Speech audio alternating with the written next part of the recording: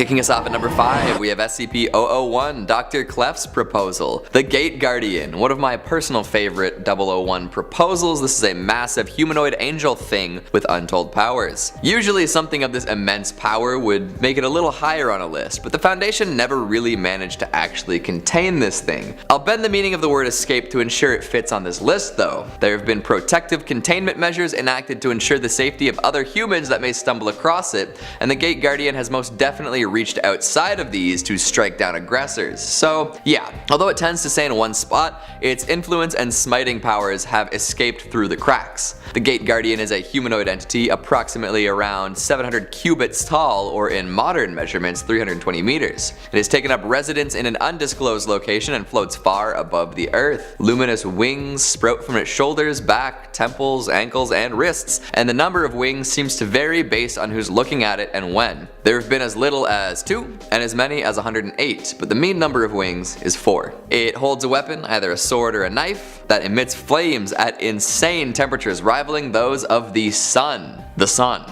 However, the heat doesn't seem to have any destructive effects on the surrounding environment. If you get too close though, you will be obliterated.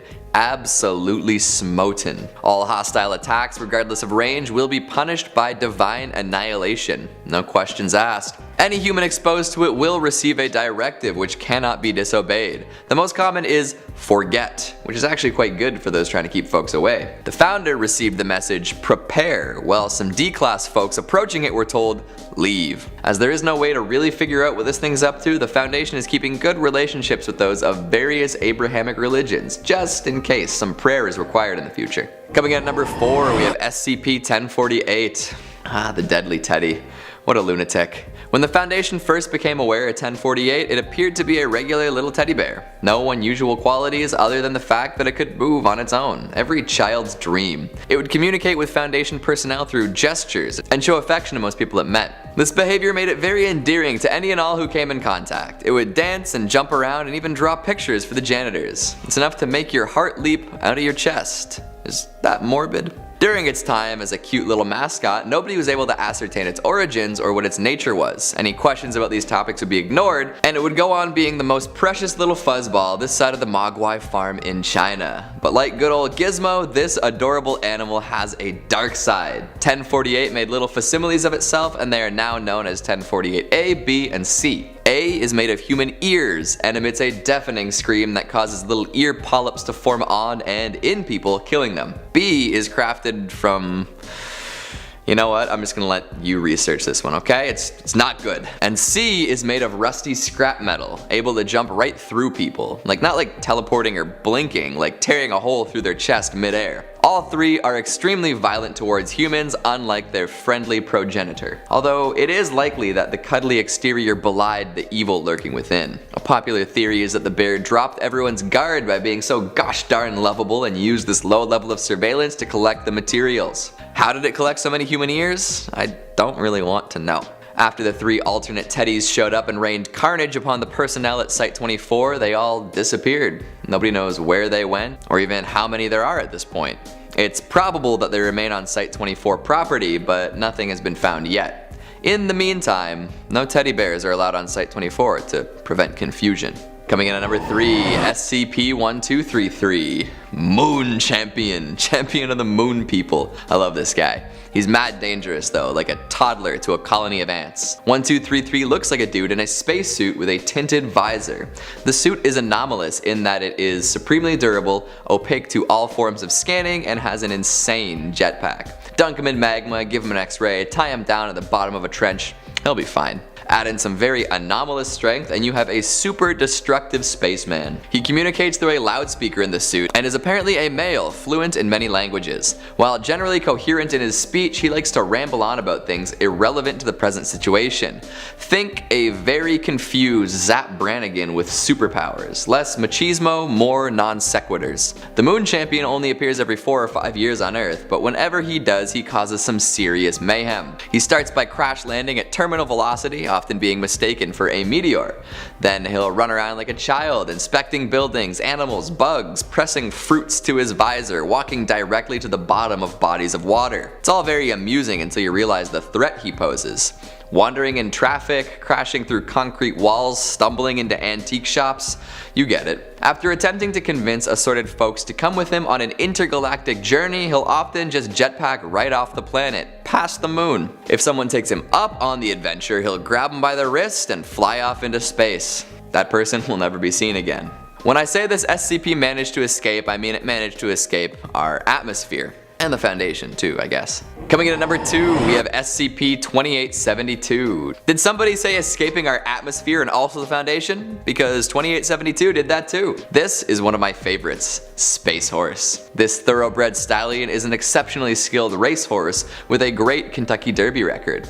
Under regular circumstances, there's nothing anomalous about it other than the fact that it doesn't seem to age. The anomalies present themselves every 5 years following the last Kentucky Derby it won. 2872 will enter a restless state and run in large loops, building speed. It will continuously accelerate until it's running fast enough to demolish anything in its path. Miraculously enough, it will remain physically unharmed while body slamming through concrete barriers. At one point, its top speed was 320 meters per second. After reaching this, the horse would then run in circles for hundreds of kilometers, only slowing down if it heard 2 magic words. Whoa boy. If someone was able to account for the Doppler effect and deliver that message to the horse's ears, it would slow down and chill out. For years, the Foundation was able to keep it in a cell that prevented destructive acceleration. Heck, they even saw it win a couple more derbies. But then, at some point in the 2010s, it busted right out of there. No acceleration required. This jailbreak caused hundreds of injuries and dozens of deaths. Tranquilizers and the old failsafe whoa boy had no effect. Soon, the horse accelerated until it achieved escape velocity and slingshotted its way out into the galaxy. At the current moment, it's 10 light years away from our solar system and appears to have lost forward momentum, although current analysis suggests that it's turning. We need a space cowboy, and fast. And finally, number 1, SCP-659. While others on this list have escaped just due to their nature, these birds have made their exit powered by sheer hate for humanity. Not what you want to hear from a group of hyper-intelligent killer birds. 659 is a species of bird resembling a heron that when separated from its flock is indistinguishable from a normal bird. It's a little smarter than most, being able to use tools and problem solve, but it's likely to be passed off as any other winged beast. However, these boids display modular intelligence. The more that assemble, the smarter they become. It's not a hive mind or telekinesis, but it sure works. Get enough of these birds together and they massively exceed human intelligence. For this reason, the Foundation prefers to keep them isolated from each other. Prior to the first recorded containment, instances of 659 didn't show any aggression towards humans. Now, any identified flock will express a vigorous hostility towards humanity. Not good. If allowed to congregate, there is no containment method the Foundation can employ to keep these beaky buckaroos behind bars. The ever infamous Incident 659-A involved a coordinated containment breach headed by the birds and resulted in the death of all on-site personnel minus a few. Once they were recontained, one isolated incident was interviewed. Drawing in its comrade's blood, it let us know their ultimate goal: freedom. They've escaped before and they'll do it again, and once they do, our goose is cooked. Bird pun. Kicking us off at number 5, we have SCP-1609. Right now there's really no real way to keep this SCP contained. The current strategy is to encourage it to stay within the containment area. Please just chill out with these flowers and be some really good mulch. This has been working for a while, especially because 1609 would rather avoid those who would hurt it. At one point, this was a chair made of oak and leather. It looked like a reclining woman in a restful state. 1609's anomalous properties weren't dangerous by any means, but did risk the exposing of anomalous entities to the general public. The chair would teleport to a person if they felt the need to sit and there was no comfy chair nearby. Once there, it would hang out until somebody else felt a similar urge. Sounds pretty useful, right? Pretty benign too. But the Global Occult Coalition decided that it was too big a risk and tossed it in a wood chipper. Now 1609 is a big pile of wood chips and other chair materials. It can't be destroyed further as it's now on high alert and will teleport away from any perceived danger. Unfortunately, teleporting away isn't the only thing it will do in self-preservation. If someone approaches wearing some sort of uniform that would remind it of the GOC, or utters any GOC adjacent phrase, or even poses some sort of perceived threat, 1609 will teleport pieces of itself into the individual's lungs. Yeah, chair scraps in your lungs. Not something that you want. These pieces will cause immediate and severe damage to the organs most famous for their breathing abilities. This leads to rapid and painful death. Never again will you step outside for some fresh chair. Okay, I'll stop. 1609 can basically come and go as it pleases thanks to its teleportation abilities. Sometimes it'll just disappear from storage site 08 and there's not much the Foundation can do. However, it does seem to prefer to stay under Foundation custody due to the lower risk of further damage. This is a perfect example of why the Foundation's approach of securing, containing, and protecting entities is superior to the more other destructive methods. A relatively safe teleporting chair was upgraded to a Keter pile of scraps in a heartbeat. Coming in at number 4, we have SCP-2852. Oh, Cousin Johnny, you're so... What's Cousin Johnny like again? Oh boy, when did I last see him? The wedding? Was it Uncle Craig's funeral? That can't be good. SCP-2852 appears at all sorts of Catholic and Anglican religious functions and is treated like an established family member. This is odd, because they are definitely not related to these people, nor are they even human. While they do appear as middle-aged white dudes, they don't actually have any identifiable organs, and their hair and teeth are made out of chitin, similar to that found in cicadas.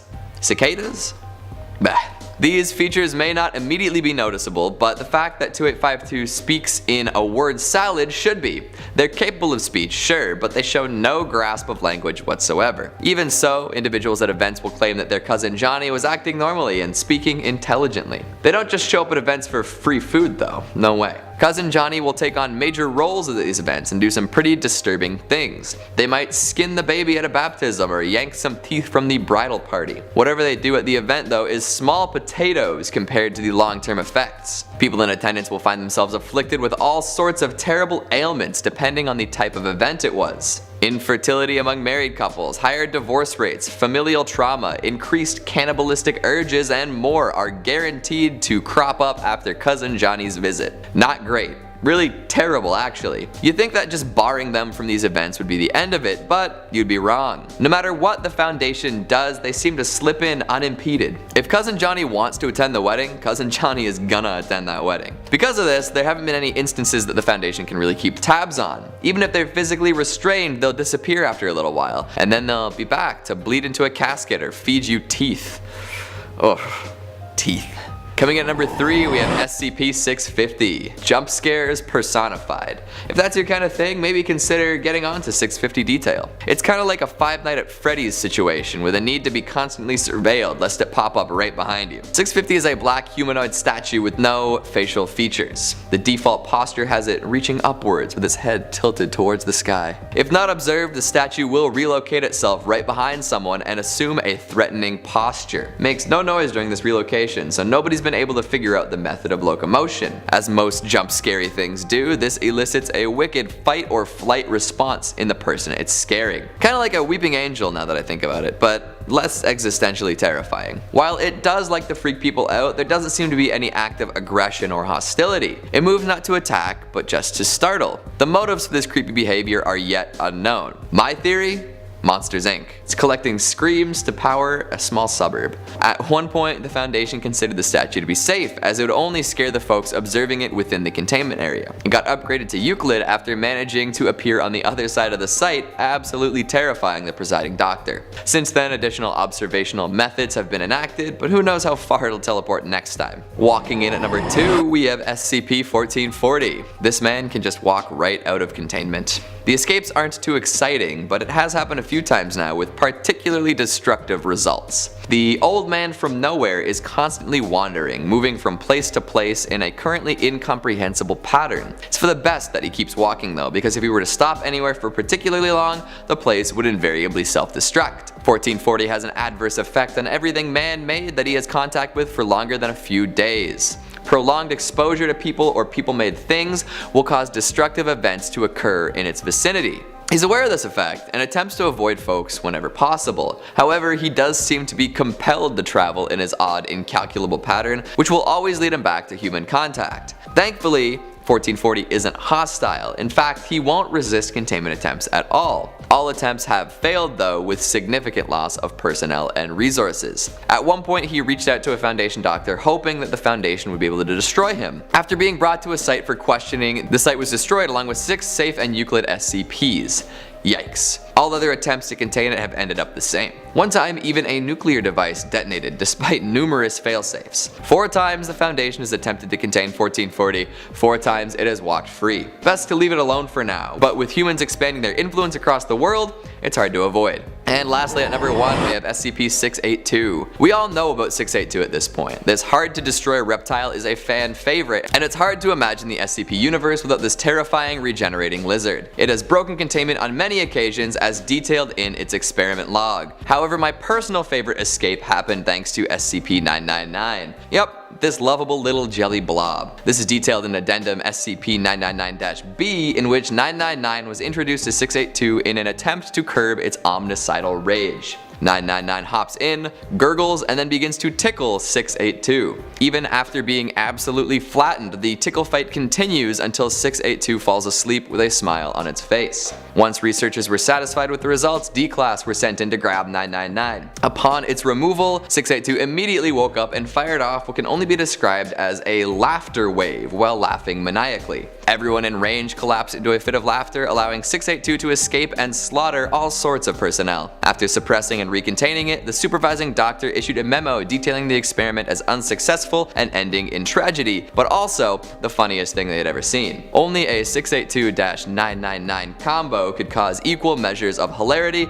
and catastrophe. Let's not try it again though. Swimming in at number 5, we've got SCP-4233. The brother of another SCP that managed to escape, this fella tends to trudge around in an old school diving suit. You know the one, like from the SpongeBob movie, or akin to a Big Daddy from BioShock. Rigid, round, metal helmet, weighted boots, glass window on the front. Yeah, you know the kind. So this big burly lad walks around with a large stockless anchor. The anchor is estimated to be over 500 kilograms and is covered in at least 75 years worth of algae, barnacles, and more. His suit is opaque to all forms of imaging and super impervious to damage. Like, you could fire anti-tank missiles at it and it wouldn't budge. Hell, surface-to-surface missiles didn't do a thing. Any and all attempts to contain 4233 have just resulted in failure, as he tends to pretty much ignore them. Put a barricade in front of him and walk right through it. Send a task force to slow him down, it's like they're not even there. Oh, and when I say he walks through stuff, I don't mean like a ghost. No, I mean like a wrecking ball. 4233 will walk straight through a wall, leaving it to crumble behind him. Appearances are erratic, but his behavior is predictable. On any random day, it'll just show up on a beach and walk straight up out of the water. Then this lumbering lad will walk at a gradual pace in a straight line, only altering trajectory to avoid injuring civilians, animals, and large plants. If you're a log, an unattended vehicle, or an abandoned building, sorry, you're out of luck. This ancient mariner will plow right through you. He'll remain on this path until making it to the ocean once more, sometimes walking across entire continents over a period of months. Once back in the ocean, it'll set down the anchor, clap its hands once, pick the anchor back up, and walk back into the sea. Somehow, it has never walked into any major population centers. It's likely this was a conscious choice. In a quick radio-based conversation with the seafaring suit wearer, it was actually revealed that he is related to Moon Champion, Champion of the Moon. We need a team-up tale where they get together and fight sea baddies and space baddies together, and solve crimes. And there's a talking animal sidekick. Make it happen, SCP writers. Coming in at number 4, SCP-303. Ah, yes, the door thing. Love me a nude, sexless, emaciated humanoid with a giant mouth full of giant teeth and no other discernible facial features. My favorite! This wheezing, wah-inducing, person-shaped entity loves to materialize just outside of any closed door. Why? Who knows? Anyone who's encountered 303 can describe it in full, even if they didn't actually see it. This is odd, especially considering the fact that it doesn't let anyone see more than 10% of it at a time. In fact, if somebody views it directly, it'll straight up disappear. And if it's waiting outside of a clear door, like let's say a glass sliding entrance, it will fog up the material as to not be seen. It's resourceful. Once it materializes behind the entryway barrier of choice, it will remain there for an indeterminate amount of time. Sometimes it's a few hours, sometimes it's weeks. Doorman roulette. Anyone on the other side of the hatch will then be paralyzed by a crippling fear until it dematerializes. The source of the fear is unclear, but it has been determined to be similar to arachnophobia and other such fears on a sort of preconscious genetic level. At one point, it waited outside a set of doors long enough so that the man on the other side actually died of dehydration. Whether it meant to kill the man is up for debate. Lastly, 303 loves to snag all sorts of items and bring them back to an undisclosed hiding place, although the purpose of this behavior has yet to be figured out. So in the meantime, let's keep hoping that it won't materialize in the outside world. I quite enjoy my freedom of movement between doors. Coming in at number 3, SCP-076 Classic Abel. We're all at least somewhat familiar with this OG SCP, correct? You know, he hangs out in his big stone cube, goes on a killing spree, will only stop if someone kills him, superhuman abilities, hates Kane,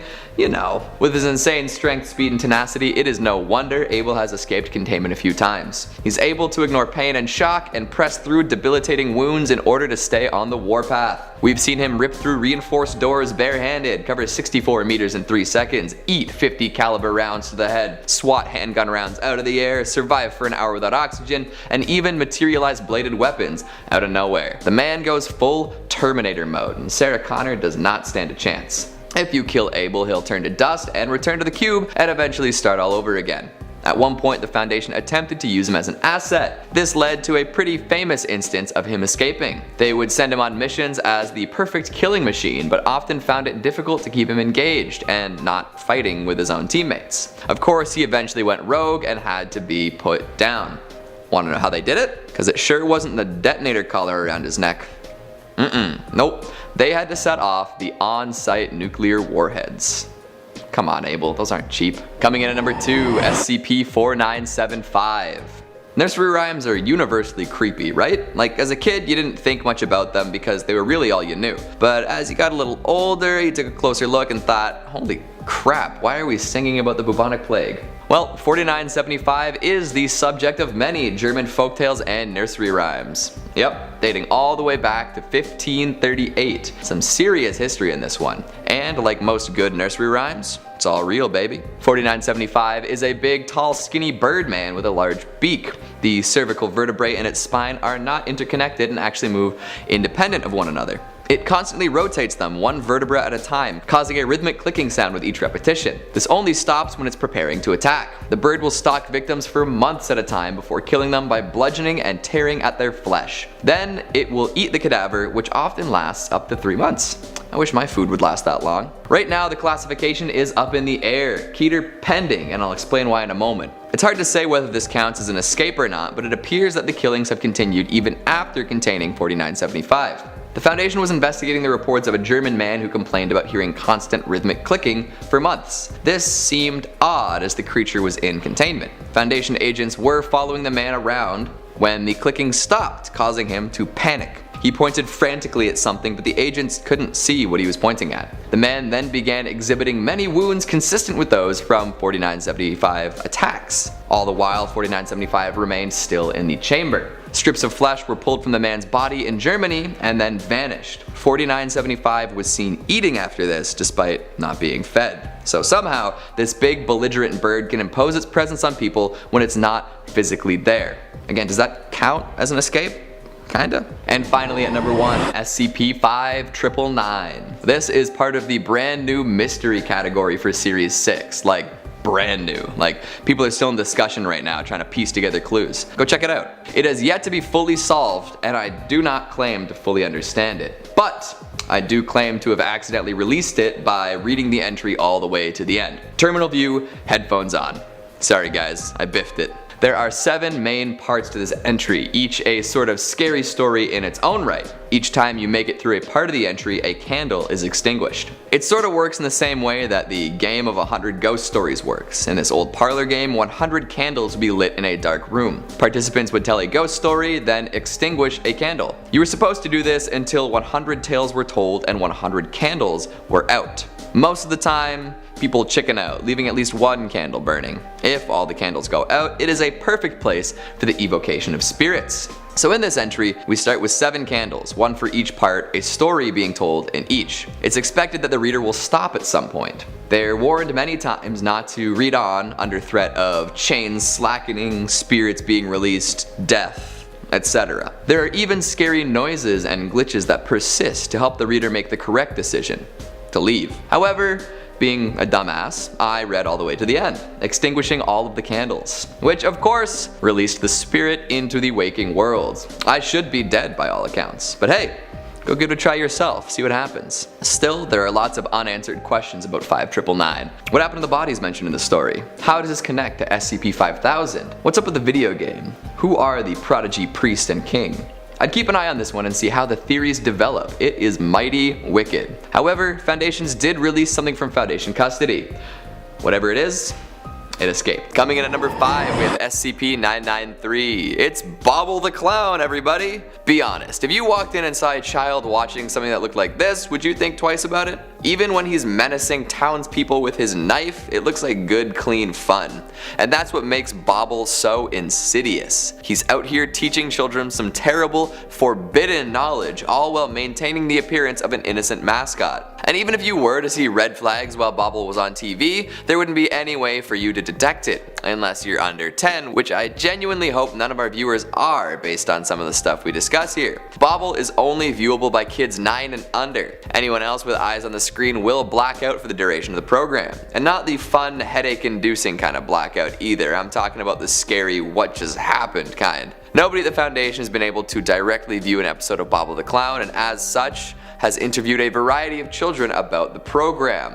The results are worrying. Kids will describe the show teaching them how to do violent and morally reprehensible things. In the episode titled Bobble's Kitchen Surprise, the animated clown teaches kids to kidnap people, then skin, gut, and cook them. In another episode called Bobble's Sneaky Saturday, he's explaining to the kids how to remain unseen in crowded places before he follows a woman to her home and kills her with a butcher's knife. He even discusses how to cause containment breaches and murder researchers at the Foundation. Not the wholesome educational entertainment that most parents want their children consuming, but it's still like a little bit better than Elsa and Spider-Man videos and mystery egg unboxings, I guess. Coming in at number 4, we have SCP-990. The future is scary. Keep that in mind as I describe this dream prophet. Foundation members are the only people who seem to be aware of 990's existence. Nobody else in the world has reported dreams involving this future-sighted fellow. He's a human male dressed in a Cold War era suit who only appears in dreams. Never sighted in real life, he shows up with prophetic visions of the soon-to-be. When he appears in a dream, he'll bring news of upcoming end-of-world scenarios that the Foundation can stop.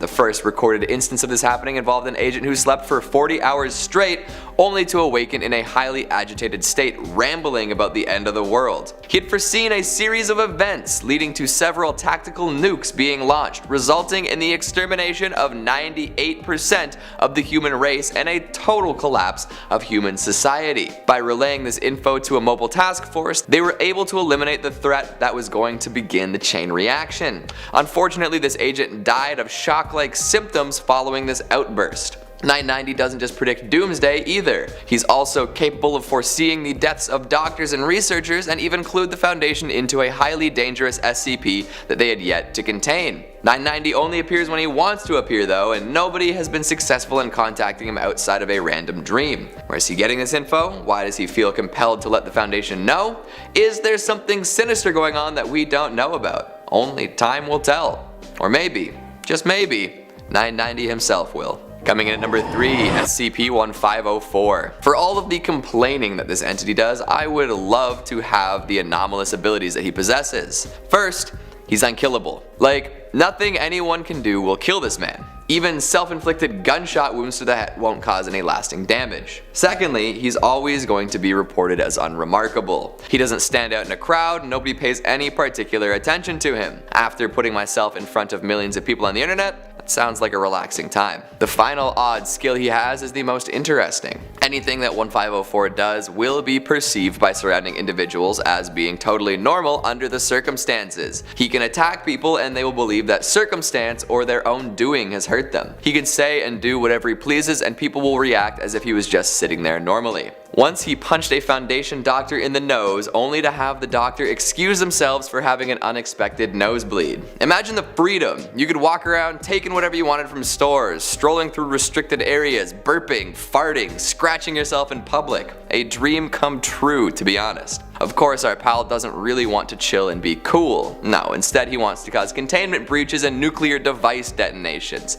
Great work, dude. He hates his life as nobody really hears what he's saying, which has led him down a very sad and violent path. The scariest thing about him is that you could be interacting with him at any time and he could be messing you up big time. You'd have no idea. He could be causing all these awful things going on around you. He could even kill your family right in front of your eyes and you wouldn't know it was him. Coming in at number 2, SCP-1838. Red Bear Bob's food truck food is the only food I want to eat. This delicious SCP is a food truck that appears near pro football games around 18 to 36 hours before kickoff. It's a pretty standard looking food truck, usually run by 2 instances that we'll call 1838-1 from now on. These folks are always changing with no discernible pattern when it comes to age, ethnicity, gender, etc. Forget asking them about themselves though, they're very secretive. Bob's food truck tends to sling standard fare like burgers, fries, hot dogs, chicken, and pop. This food, known as 1838-2, is anomalously delicious. So much so that anyone who eats it will turn down any and all other food. They'll also express a deep desire to continue eating Bob's burgers. Give me that cauliflower's cumin from inside the house burger with cauliflower and cumin. Foundation agents do their best to prevent this food being served, as people who eat it will likely starve afterwards. This has led to confrontations known as Lissa events. Unprovoked violence against 1838-1 instances will cause one of these events as well, in which a seemingly unlimited number of food truck employees will exit the truck, wielding tire irons, crowbars, baseball bats, fire axes, and more. This will only stop when the responsible party is justly terminated. Gotta love food truck gang violence. If you sneak in through the door these folks are coming through, you'll find yourself in an elevator. That elevator leads to a huge room full of suspended walkways, and in this room, you can meet Bob. Bob is a very perfect person. He makes everyone want to be Bob. There have also been sightings of ads for a Red Bear Bob's General Department store, which sounds like an anomalous Trader Joe's. Equal parts of me want that and don't want it. And lastly, at number 1, we've got SCP-2901. If you're familiar with the SCP-1000 Bigfoot story, this will be of similar interest. A well-known cryptid cover story for something much more sinister and potentially unstoppable. Most people believe that 2901 is a species of nocturnal carnivorous scavengers that look like big moths. This is technically a true description. They can move through space-time freely, meaning levitation, flight, and teleportation are all on the table. Despite this, they are still susceptible to conventional weapons. Our light-following friends are also able to emit acoustic cancellation fields around them, probably meant to aid in stealth. Agents have been told to stand their ground if confronted by one, as running away will only provoke them to chase you.